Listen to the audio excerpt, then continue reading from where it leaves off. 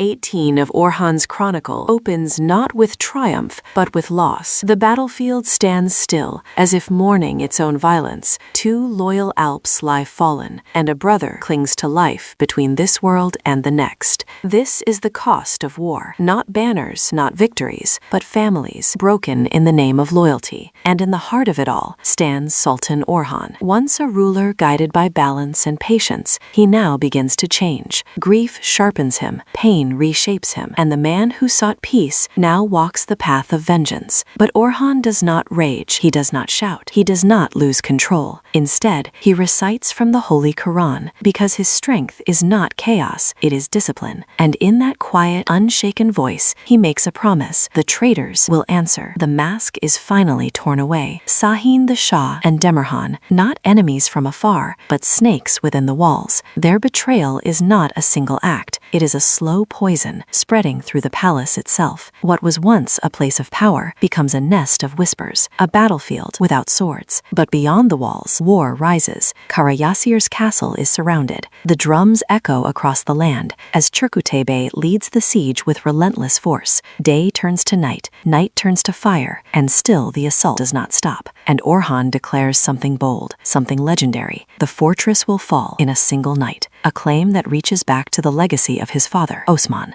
a promise not just of victory, but of destiny. Inside the castle, fear grows. Mehmet Bey struggles to hold the line. Dorsen walks a dangerous path, loyalty uncertain, allegiance unclear. And Demirhan, ever the strategist, believes Orhan has reached his end. But he is wrong, because justice arrives swiftly. Ochi Bey is lured into a trap, captured, broken, finished. His execution is not just punishment, it is a message. And Orhan declares, this is not a day of mourning, this is a day of victory. Victory born from pain. Yet beyond the battlefield, another game unfolds. A letter arrives from the Byzantine emperor, carried by Princess Asporcha, a proposal of marriage. At first it is duty, a political move, a bridge between worlds. But slowly something changes. Asporcha's heart begins to shift, and in that shift lies danger, because not all hearts can bear such decisions. Nilüfer Hatun feels the weight of it most. Her silence speaks louder than words, her pain deeper than any wound, because behind every alliance there is sacrifice, and behind every crown there is a cost. Demirhan sees what others do not. He warns that this union could stretch Orhan's influence into Byzantine lands, that this is more than marriage. It is power, it is expansion, it is the reshaping of Anatolia itself. And still, shadows remain. Dumrul, Balaban, their fates uncertain. Flavius, Fatma Hasun, absent. Their silence is not empty, it is waiting, because this story is not slowing down, it is building. With every betrayal, with every battle, with every broken heart, the tension tightens. Episode 18 is not just a turning point, it is a transformation, where night clashes with day, where loyalty is tested, where leadership demands both mercy and cruelty. And now the question remains, will the siege succeed? Will love become a weapon? Will the palace fracture or unite? The answers are coming, because this is not the end of the storm. This is only the beginning. And as the night deepens, so does the truth. The fires around Karayasir Castle do not fade, they grow. Each flame a warning, each shadow a secret waiting to be uncovered. Inside the fortress, time begins to betray its defenders. Walls that once stood as symbols of strength now feel like prison bars. Every sound echoes louder, every footstep carries suspicion, because the greatest threat is no longer outside the gates, it is within. Dorsen watches, listens, calculates. A man standing between two worlds, trusted by none, needed by all. His silence is his shield, but even silence can become a weapon. And as doubt spads among the ranks, Mehmet Bey feels control slipping through his fingers. Orders are questioned. Loyalty begins to fracture. A fortress does not fall when its walls break. It falls when belief collapses. Outside, Orhan waits, not with impatience, but with certainty. He studies the battlefield like a man reading fate itself. Every movement is deliberate, every decision measured, because he understands something his enemies do not. Victory is not taken in a moment. It is built piece by piece. Turkute Bey continues the assault without mercy. His warriors move like a storm, relentless, unstoppable, inevitable. But even storms follow a design, and Orhan's design is nearing completion. In the quiet of his tent, beneath the dim glow of firelight, he stands alone, not as a sultan, but as a son. The weight of Osman's legacy presses upon him, not as a burden, but as a calling, to conquer not just lands, but destiny itself. And in that moment, he makes another decision, one that will not only end the siege, but change everything that follows. Back within the palace walls, whispers travel faster than arrows. The news of Osi Bey's fate spreads like wildfire. Fear grips those who once believed themselves untouchable, because Orhan has shown them something undeniable. There is no shadow deep enough, no secret hidden enough to escape his reach. Sahin the Shah begins to feel it, the pressure, the tightening noose of consequence. For the first time, doubt enters his mind, not about his plan, but about its end. Demihan, however, does not waver. He adapts because men like him do not fear chaos.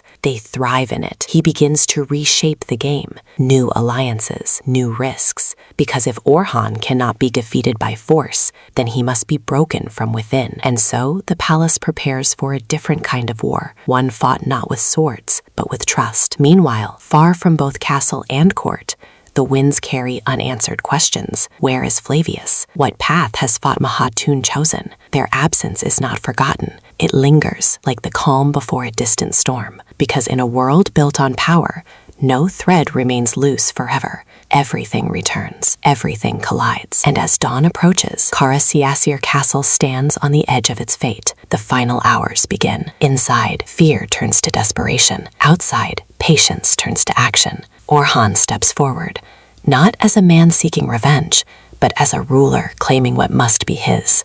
The signal is given, and in an instant, the night erupts. Fire meets stone, steel meets steel. Cries of war tear through the darkness. This is no longer a siege. This is the end. But endings are never simple, because even as the gates begin to falter, even as victory comes within reach, the true battle is only beginning. A battle of hearts, of loyalty, of power. Because conquering a fortress is easy. Holding a kingdom is something else entirely. And Orhan knows this, that every victory carries a shadow, every triumph a cost. And as the dust begins to rise, as the echoes of war shake the earth, one truth becomes clear. The world he is building will demand more from him than he has ever given before. More sacrifice, more strength, more control. Because destiny does not wait. It does not forgive. It only tests. And Orhan is ready to be tested.